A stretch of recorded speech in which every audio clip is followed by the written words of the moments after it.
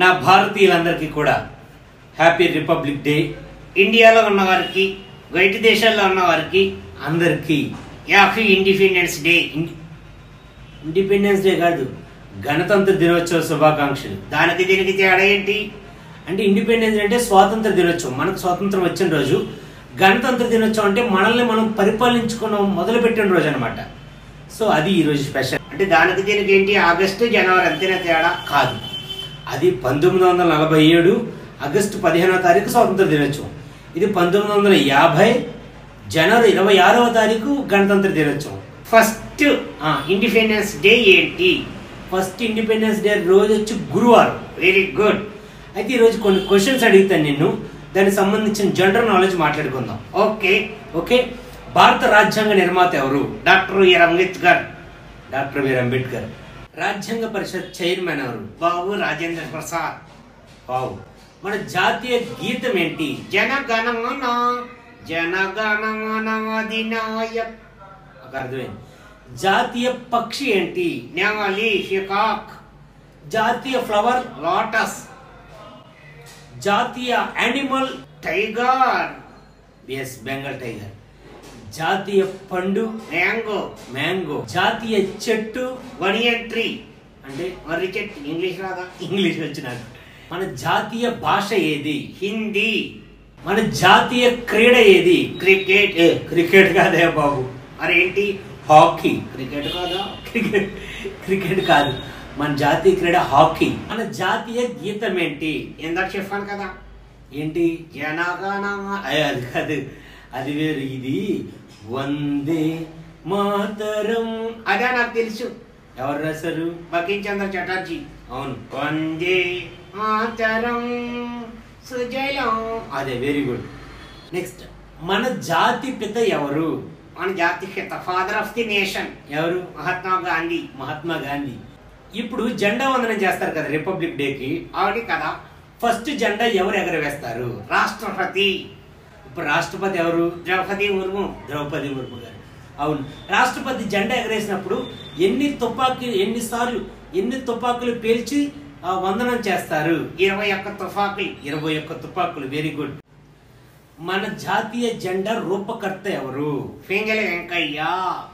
Very good. జెండాలో ఎన్ని రంగులు ఉంటాయి? 1 2 3. 3 రంగులు. Yeah, very good. మధ్యలో ఉండే చక్రాన్ని ఏమంటారు? అశోక చక్రం. అశోక చక్రంలో ఎన్ని కమ్మలు ఉంటాయి మొత్తం? కమ్మలేంటి? అదే గీతలు. ఎన్ని గీతలు ఉంటాయి మొత్తం ఎన్ని ఉంటాయి? 24 గీతలు. బో, వెరీ గుడ్. 24. యా, నాకు ఆగొచ్చా? నీకు మంచి నాలెడ్జ్ ఉంది. నీకు ఎంత నాలెడ్జ్ ఉంది ఇప్పుడు టెస్ట్ చేస్తా. మొదటి మన భారతదేశ రాష్ట్రపతి ఎవరు? డాక్టర్ రాజేంద్ర ప్రసాద్. డాక్టర్ రాజేంద్ర ప్రసాద్ గారు. సూపర్. మొదటి ప్రధానమంత్రి ఎవరు? జవహర్లాల్ నెహ్రూ. ఓ. మొదటి హోమ్ మినిస్టర్ ఎవరు? సర్దార్ వల్లభాయ్ పటేల్.